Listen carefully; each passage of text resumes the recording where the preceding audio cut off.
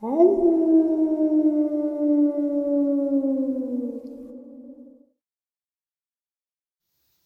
greetings and salutations, everyone. I hope everyone is still doing well, and welcome to this night-ending bonus upload.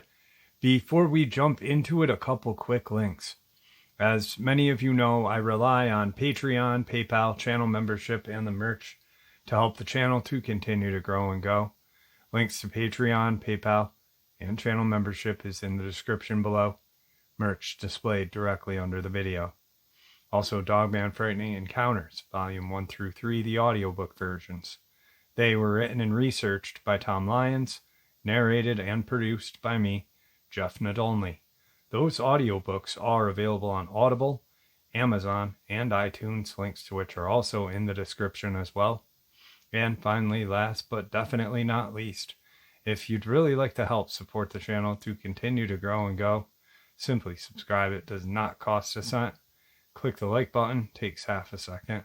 If you don't want to miss out on any of the informative uploads that I put out daily, click that bell icon, and folks, please leave a comment. Why? Well, because all of these things really do help this channel to continue to grow and go. And yes, folks, they definitely do matter. Now, everyone, I have taken far too much of your time. Let's jump into this night-ending bonus upload, shall we? All right, folks. So I had, about a week ago, been mentioned on a channel called Mysterious Middle East. And the person who runs that channel and I have communicated before via email. Not often, but here and there. And he's a very nice person, very thorough and amazing research. And I really do admire his work that he does. Well, he had mentioned my channel, Victor, and some work that a private military contractor had done in Africa and in the Middle East region. And that would be Steph. And I figured, you know what? Let's share that interview because people had been asking what interview it was. So I decided to share that interview right now. Let's get into it. All right, everybody. Tonight I have Steph back with us, and he is going to share some experiences with us tonight, or experience with us tonight. So those of you who were upset with just the information, now you guys can get excited for the experiences. Steph, how are you? I'm doing a lot better. Got my blood work and my imaging back this Monday, and there's no new tumor growth, and my biomarkers are within 2% of normal. So looks like I got out of the woods, do some extra imaging over the next year to make sure nothing comes back. And after 5 years, I'm technically in remission, but after 90 days of no cancer, I can finally get my new artificial hip. Good stuff. Good stuff. Ironically enough, my dad's going through a similar thing. He had some surgery last year, and he needs a new shoulder, but they had to wait until the infection in his leg where the stent was cleared up. So in August, he'll be getting his new shoulder. So good stuff on both ends for you guys. So, it's been a couple weeks since we talked on the channel. Now, I don't know what you want to talk about because it's kind of a surprise to me as well. Like I said in the beginning of this, you want to be surprised, yeah, so you can react to it. So I can react. So I'm going to turn the floor over to you, and I may periodically interrupt you, which people love, I guess. No, I'm just kidding. But so, floor is yours, my friend. All right. Before I start, I'd just like to thank everybody who left such nice comments and anybody who offered their prayers towards me. Even though I'm not a religious person, I do appreciate the faith, and I hope they were part of the help. And I noticed a couple of you out there are having sicknesses or recovering, and I hope the best goes for you guys too. So hang in there. And one quick thing I learned in this chemo session was that there's a process called cold capping, where I used a clinic that did it, but they keep your head and scalp with dry ice fog for about 6 hours after chemo, and it prevents the exothermic reaction from killing your hair follicles, and you get to keep your hair. So I'm very happy. That seems superficial, but that made a big difference in how I felt about myself during that time period. So just letting other people out there know that's something that's available. And I guess I'll get started here. I'm going to talk about whip dogs. This is the first time I actually ran across a photophore in the eye. And we were out in North Africa, and we had originally been working on a bauxite deposit with hitchhiker ores, the rare earths, and we had found bags and biffs, which are banded iron formations, and biologically accreted gold. And in that area, a lot of people don't realize that 80% of the world's iron supply comes from old microorganisms that used to use iron atoms as a molecular switch for their ATP, ADP mitochondrial reactions. And there was a lot of algae in old seas in that area that used gold as an electron switch in their ATP, ADP. So it's a biologically accreted gold plains. So if you can find a layer of that, you can find a huge amount of gold from South Africa all the way up into the center of Africa and even further. So enough geology. We were on a plateau, and we were operating up there, and we had a nice series of connexes, which are the big freight containers.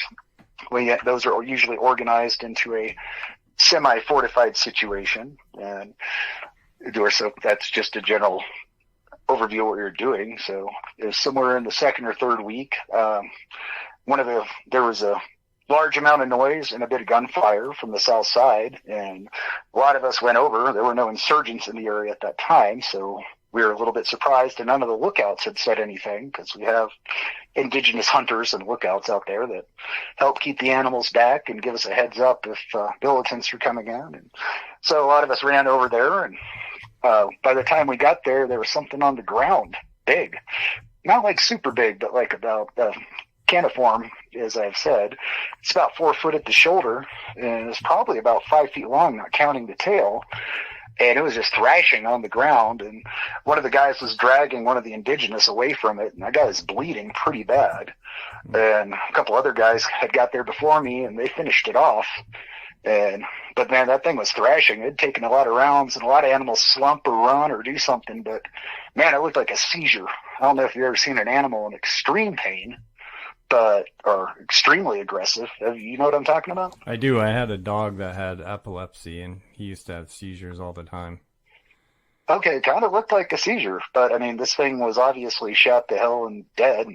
But I mean, it went down hard, but I mean, not any harder than like an oversized melanistic hyena or something, but it went down hard. And a couple other guys started pointing out there and taking a couple shots, and I can see at least 4 or 5 of these things moving around the perimeter. And what's really weird is they have a hunched back that's pretty big, and they're walking and moving like dogs and running back and forth, but their tail is really long, and it you can almost see the sacral vertebra sort of aspects through it. So it have really strong tails, but you could actually see the ridging of the tailbone. And not at that moment, but just later study. And there's a lot of them out there. And other people started yelling up that they're all around the place. And so we're all actually falling back to the interior of the connexes, or they're surrounding us. And the connexes are surrounded by HESCOs, which are those giant wire baskets you fill with rocks. You familiar with those? Yes. Yeah, and so to anybody in the armed service out there listening, there's nothing worse than filling HESCO. So I'm with you on that. That sucks when we were setting that up. But yeah, so I mean, we got limited ingress and egress, and we're sufficiently gunned, so I'm not too worried. But there's a lot of them, and it's about an hour before dusk. And, we're on the edge of the Sahara, so we get a long light, and the weather's stable.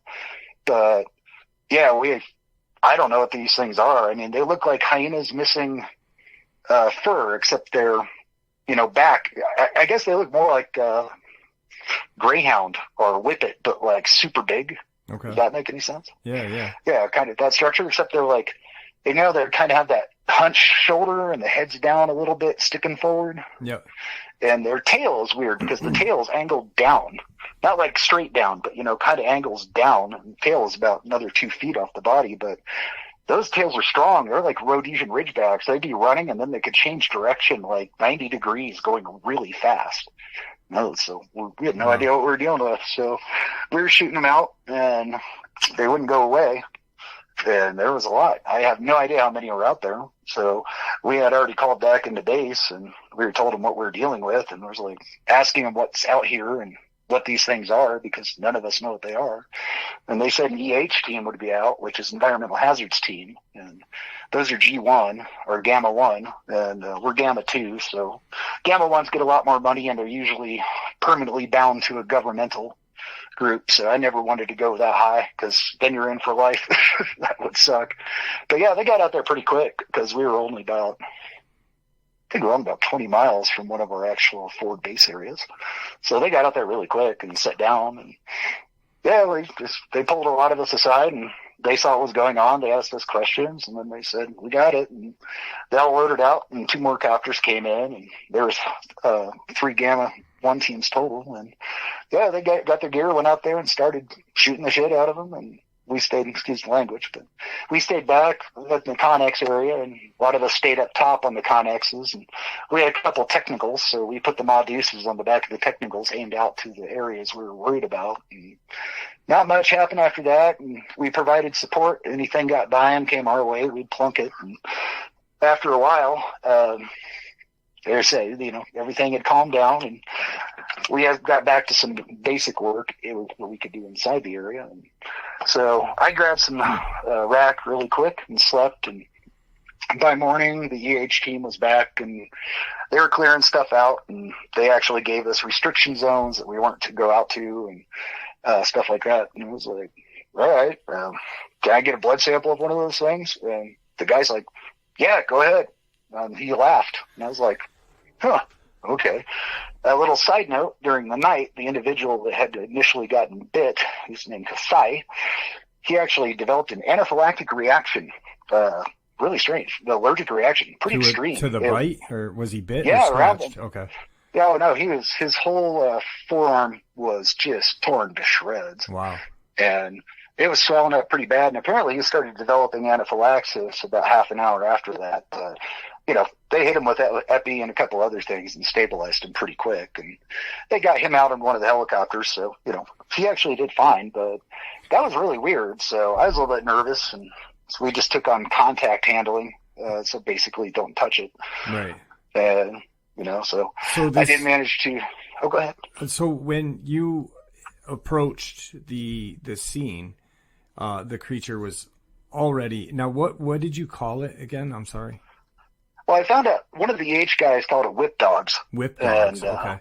Yeah, named after their tail. Okay. And one of the indigenous, one other guy claimed, because I didn't understand what he was speaking, unfortunately, but one guy claimed he was talking scorpion dogs, but there was no sting on the tail or anything. And, right. But they reminded me a lot of Rhodesian Ridgebacks when they run. They didn't look like them, but Rhodesians and pit bulls have that super strong tail, which they can actually jack their direction of travel in almost instantaneously. Yeah. Even when they're just, wagging their tail, pit wagging its tail and it hits you in the shin, you're just like, ow. So when this thing is on the ground, is it making any noise? Was there what was the vocalization of the one on the ground and I guess the vocalization of the ones that were surrounding you? The best way I can describe this, if you take all the fox craziness that fox noises make and tone it down and give it more rasp, is very fox-like, but deeper and raspier. And they did seem to, I can't say this for sure, maybe I'm anthropomorphizing again, but it did seem like they had a call response, at least knowledge or language. I don't want to call it a language, but they had a call response system. Like wolves got a call response system, coyotes and all that. But Yeah, they definitely seemed to demonstrate a call response system, but it wasn't anything I was familiar with, but it had the pattern, and they did seem to be signaling each other to a limited extent. And during the nighttime, we did notice a lot of eye glow. It was pretty creepy. Now, was that through your night vision, or just standing out in the dark looking like they were? Just standing out in the dark looking, but we weren't going night vision too much. We actually have heavy halogens in the area, and we just lit the area up like a football field at night. And so NVG is not very good at that point. Now they're I'm sorry, what were you gonna say? I was gonna say FLIR still worked, forward-looking infrared, but they were actually seeable on forward-looking infrared. Like predator vision. Right. Sorry, go ahead. Now, so the creature that was dead, the one that did you get the blood sample from that one, or the one that the ones that the team had? Well, I couldn't rig anything for a blood sample, so I got a tissue sample and put it in one of the shielded containers for rare earth, rare earth vial, because they're mildly radioactive. So I figured that would hold it pretty well, and I got that. And I was surprised the guy let me do it. I mean, it's not like there was an EH team. While they deal with anything from predatory lions, hyena packs, to like backup for insurgent attacks, and they deal with high radioactive emission areas, because sometimes we run across those, and they'll plot them all out so nobody gets into a bad area. And, they're kind of jack of all trades, and they're even more specialized than we are, but they're still a monster on the ground. Right. And so the mouth of this thing, what was that? Was it like a hyena, like a pit bull, like? Really, the closest thing is like a combination of jackal and coyote is the best way I can describe it. So narrow, you think? Yeah, it's very narrow and had a lot of power. I mean, I bet its jaw power was on par with that of a very large wolf. And they're pretty tall, but they're rangy, but they're obviously pretty heavy. I have no idea the weight, but I know they're about 4 foot at the shoulder, and they're about like 5 foot nose to butt, and tail's got another 2 feet on it. But what's really weird is they have micro fur. I mean, it was just like, you ever seen a dog that's like really old and just got a little bit of fur on it? Yeah. It's like that, and their skin wasn't like super dark black. It was like, the underside, if you take the fur off some animals and they're black, that kind of like dull grayish black that reflects light a little bit. Yep. Yeah, it was like that. And so what was really interesting is when one of the guys, EHs, came back before I went to bed, he actually was like looking over that thing, and I was over there with a couple other guys, and he's like, "Hey, you want to see something screwed up?" And we're like, "Yeah." And he pulls the eyelids back, and there's a small rim along the upper lid inside of the eye, which barely comes out, and a couple more spots going across the top that were glowing red. When I was like, "What the hell?" And he explained to us that those were inward-facing photophores, and that's the first time I learned about that. Wow. And really cool. It's like a dying firefly light, except red. Does that make any sense? Yeah, that's interesting. Except it wasn't making the eyes light up, but it was dead. But there's still biological reaction in a photophore for days afterwards. So, all right, so go ahead. No, that's just crazy. It's really cool very strange. So these guys have obviously dealt with these things prior.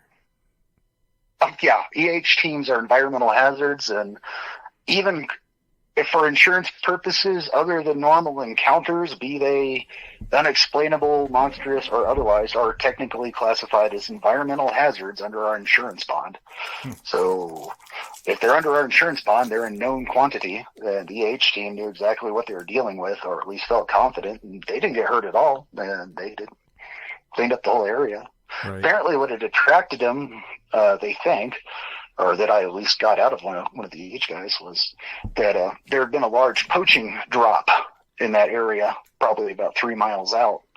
And a lot of people had poached out a lot of stuff, or they'd taken a lot of animals and taken what they need from them and took what they wanted back and left a big carrion pile there. And they said, carrion pile's what's attracted them, but they wouldn't go into any more detail. Right. And I was like, that's interesting. So they kind of came like sharks do to the scent of blood, and then just kind of spread out a little bit.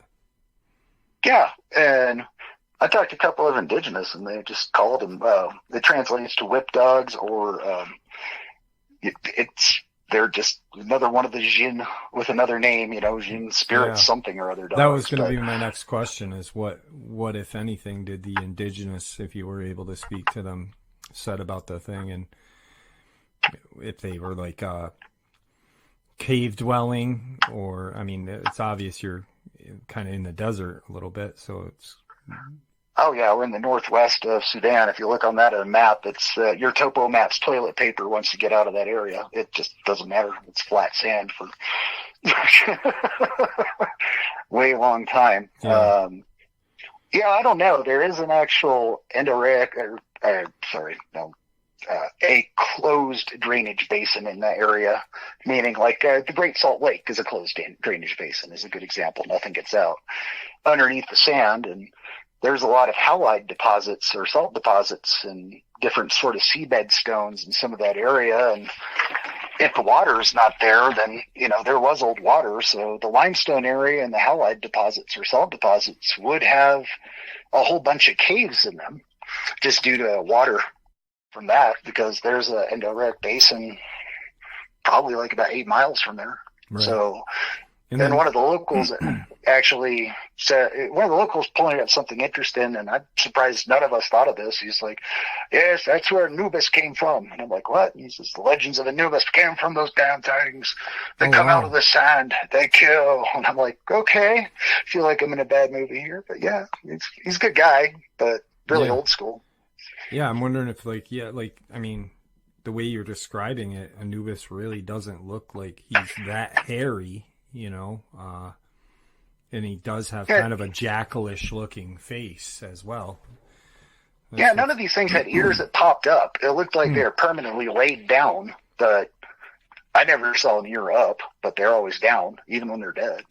So, but yeah, that's how I ran across my first knowledge of photophores in the eyes. Yeah, that's crazy. Yeah, a caniform. I love that. I love the terms you're using. Now, this was the first time you saw it when the local was attacked. Was it day, night? Was it dark out? It was about hour and a half, couple hours before sunset. Okay. Now the ones that you saw, the shadows are long. Right, the ones that you saw afterward, prior darkness, before the team came, were they running around, or were they just standing? How were they? What was like their kind of reaction to everything? Well, I can only say where I was at. Initially, it was like, because there's two people that had, because the guy had been freed from the creature, and one of the guys was just dragging him back really fast like a sack of potatoes, while the other two were training on him, and they shot it up pretty good. He was doing that whole seizure death thing, and then there's about 4 more out there directly, so we all sighted up on there and just took some shots, and quite a few of them, I'd probably say about half of them, 2 of them went right down, but they still did that seizure-y kind of fighting stuff trying to get up thing. And but I mean, like, they went down, probably only took like 2 to 5 bullets a shot. And, I mean, still, it's unnerving, but yeah. This is actually probably about 10 years after my whole Canada incident, so I'm not like super freaked out, and I've seen a lot of other weird stuff, but right. I mean, like, still, this is unpleasant, and we got other people around the connexes starting to light up other areas, so we definitely have too many out here. And I never felt we were at super direct risk, but unknown is really bad, because I don't know the variables, and no one does. Weird can get you killed quicker than skilled forces. Yeah, because you have no idea what to expect, so it's just like it's a learning exercise at that point for you guys, how to react and act with these things. There's a lot of that local shrub. We call it Moses bush because it puts out so many fumes during the summer that are ignitable. You can actually, like, a rock sparking it, or you throw a flare in there, the whole place just blows up. That's how it propagates its seed. So they're jumping in and out of the Moses bush and going down in different areas, and they're using cover, but I mean, I never felt they were a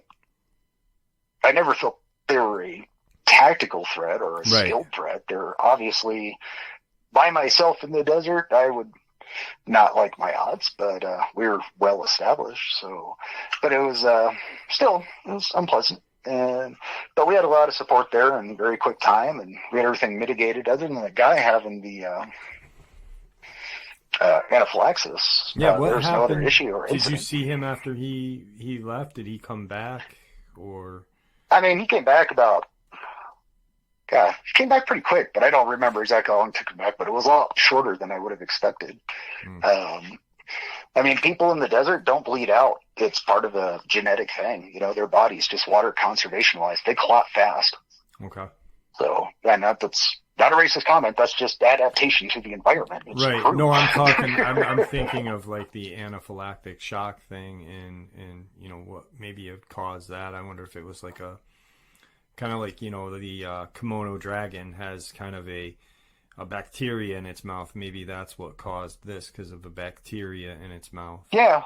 I looked at its mouth, and it was just like I said, kind of like a, you know, coyote jackalish kind of mouth. I didn't see anything abnormal other than what it is. Right. I mean, I didn't see any specialized injectors, no dissociated lower jaw for allowing this or that. I mean, but yeah, it could be a natural bacteria or something like that. I've never heard of that in anything. I mean, if anybody out there actually has a cryptid encounter that resulted in anaphylactic shock or dermatitis, give Jeff a message. I would love to talk to you.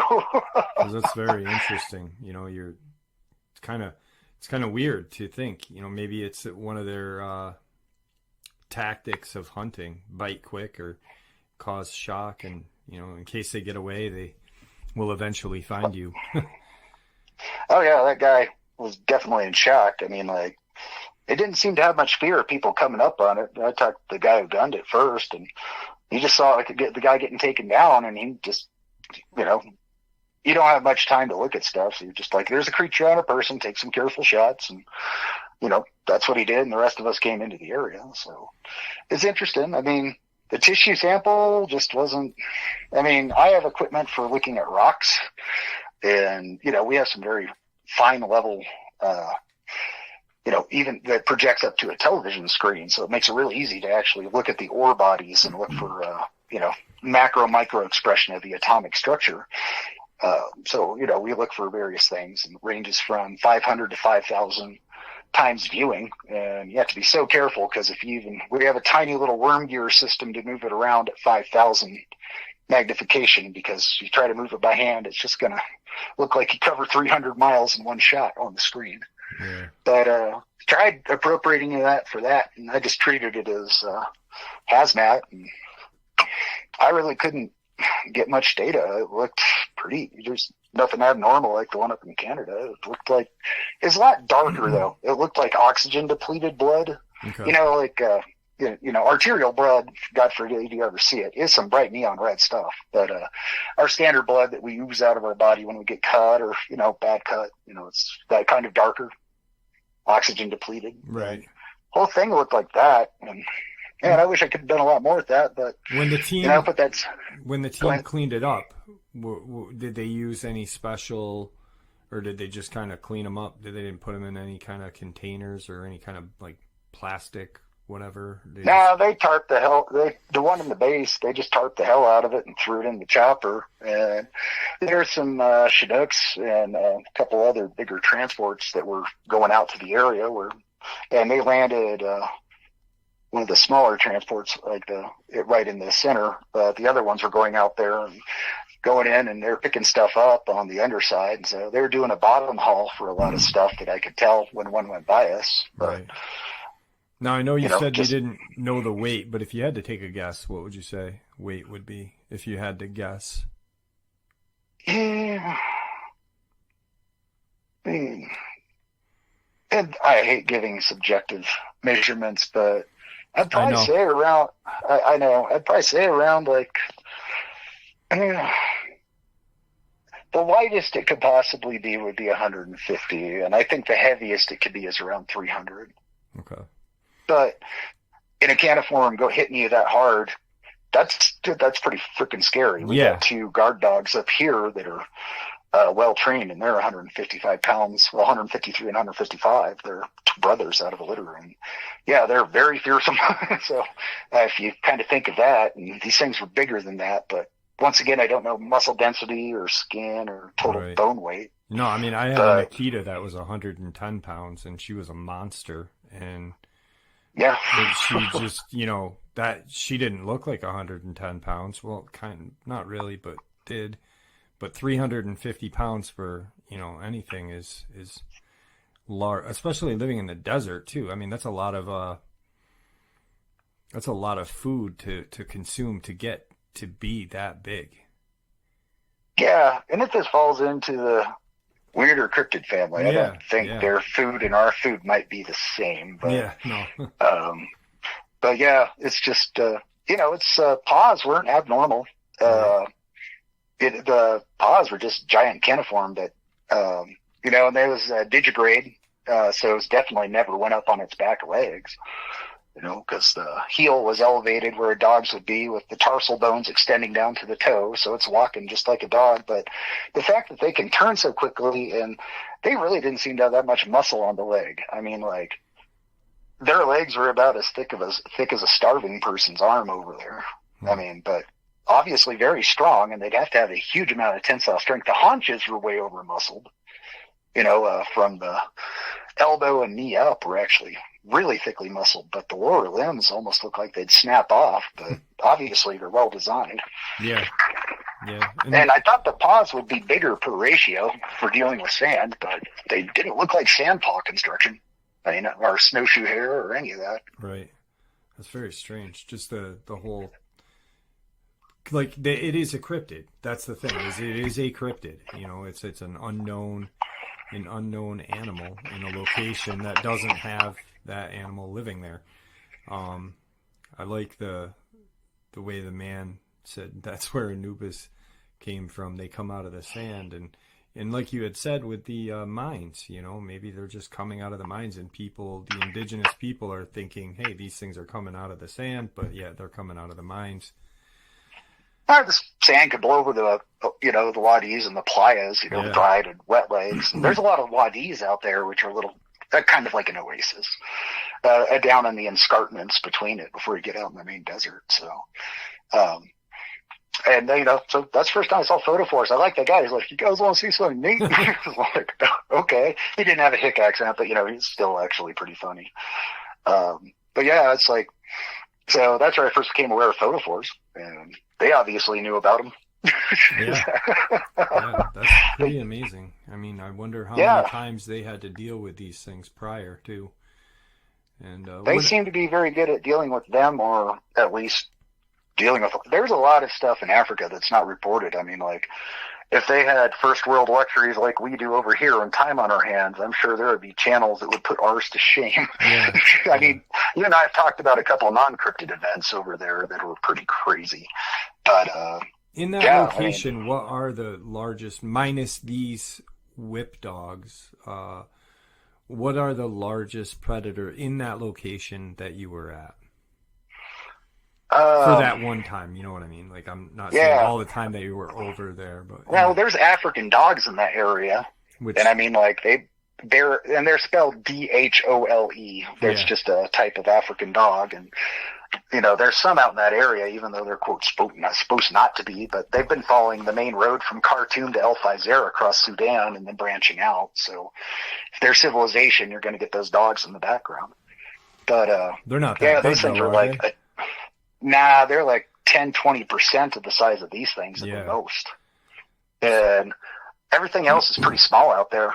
I mean, a weird, scary thing about the desert out there that people don't realize is that we poop and pee in buckets with cat litter and that weird gel that looks like hard pellets and expands into gel, because if you pee on the ground out there, you'll be surprised at how many things crawl out of the sand. Bugs and mosquitoes come out of nowhere. And if you poop on the sand, you're going to have like more life than you ever thought was possible for a desert to have, going for that one piece of poop.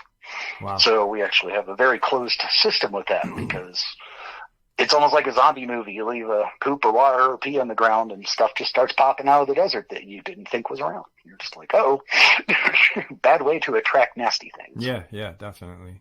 definitely not good. Imagine, I don't know, just got bad dreams taking a poop in the desert and falling down or something.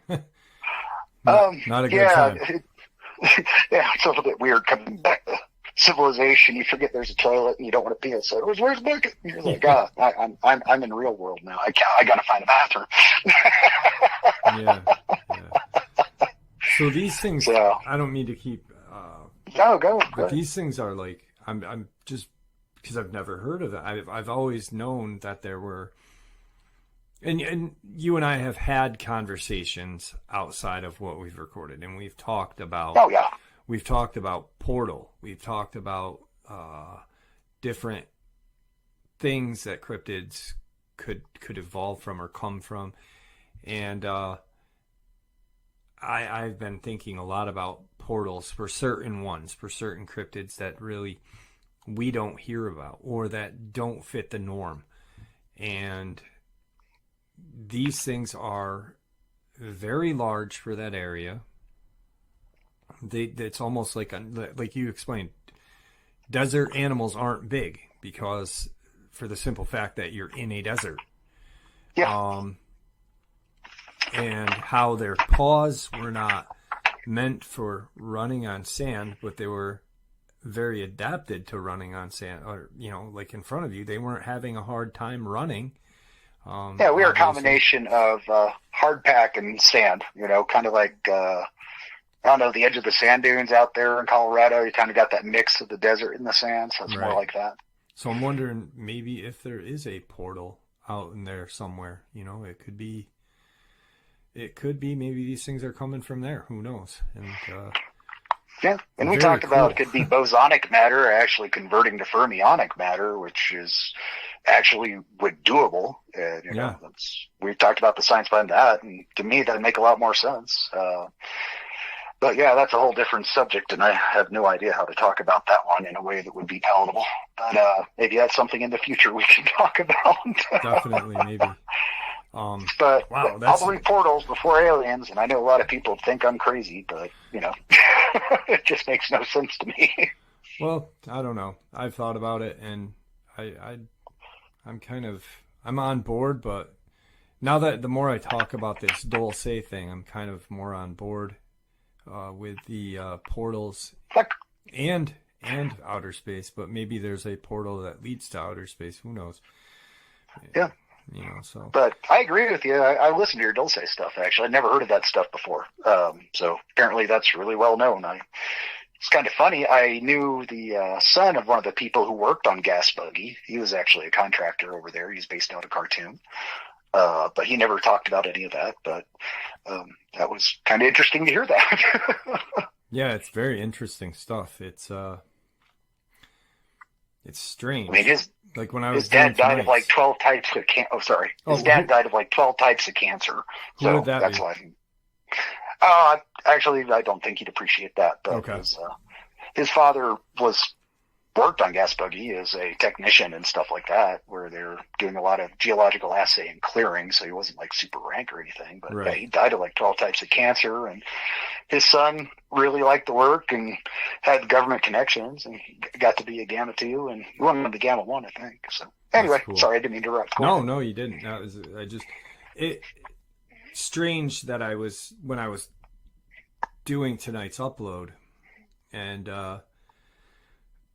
something popped into my head with how the people were being labeled as missing or unexplained death or whatever, and I was like, it's just it falls into what we're going through right now, in modern time. I mean, it was only 50 years ago, but maybe the government and whatever has the government made pacts with are back at what they were doing back then.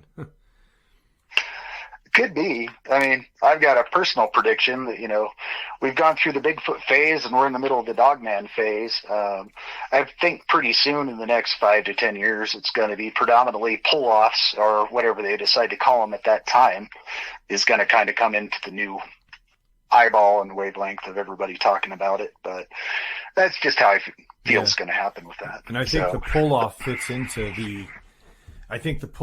into the kind of reptilian, and I know you hate the word, but alien, and I only use alien as like not from outer space, but fine. Alien to what we are used to. You know, then that really, they're fascinating too, because we know nothing about them. So. And I've listened to a lot of your stuff in a couple other places, and it really does seem like the caniforms are demonstrating a lot of the pull-off's abilities too. The van der Waal forces to go up and down, and the ability to camouflage out, probably using the same chromatophore photophore system. It's just almost like there's a spectrum of manifestation or existence in cryptids, you know, just ranging from, you know, like a dial across the way, and they just seem to be, every point of the dial seems to be a manifestation sharing different traits. It's pretty fascinating. Yeah, it's I can honestly say there is not a day that I am not shocked or not fascinated, I guess, is the thing. I'm just always kind of something. I get a subscriber email and it just, you know, hey, this might not be interesting to you, but then I'm like, holy, how are they thinking this is not interesting? You know, like, it's a very strange world we live in, and you gotta appreciate it though. Yeah, I mean, I like sharing the information because it's not whether people believe it or not. It's more of, if you hear what I'm talking about and there's some minor explanations for you, it might help you put together something that no one has thought about, or at least further a whole bunch of knowledge, or at least take the mystery and terror out of everything. But I mean, I hope people utilize the knowledge for their own application. So not just entertainment. Yes. Yeah. That's definitely true. Well, it was awesome having you on, and sharing the whip dog. I really enjoyed that, and I think I'm gonna think about that and kind of look at some encounters differently now when it comes to just quadruped canine like creatures, and kind of compare, hey, maybe this is, you know, something I kind of want. I see. Oh, sorry. No, I'm sorry. I kind of want to just go and I wish that there was a way of locating some, you know, like you said, if Africa had the modern technology we have, the encounters coming out of there would be insane. Yeah, they would be. Actually, I still have quite a few friends that I keep in contact with over there. That might be something interesting for the two of us to explore. Yeah, definitely. See if I can get any of their encounters and gigs and overall. But yeah, well, thanks everybody for showing up for the show, and I hope you guys do well, stay well, and hope you're nice to each other and you find cool stuff to learn. And if you find cool stuff to learn, let Jeff know. Share it, please. Yes. Steph, it's always a pleasure. Don't hang up. I want to talk to you after. And thank you for sharing your experiences with us. Right on. Everyone take care. Bye-bye. And there you have it, folks. I do hope you all enjoyed this night-ending bonus as much as I enjoyed sharing it with you. I'd like to thank you all for supporting this channel. After all, it is your support that keeps the channel growing and going, and what gives us all a place and a chance to share our experiences and theories judgment-free. Everyone is simply treated with the respect that we all deserve. I do appreciate that. Thank you. Please, everyone, stay safe, happy, healthy, and ever vigilant, keeping an eye on our children, pets, family, and friends. These creatures are real. They are out there and dangerous.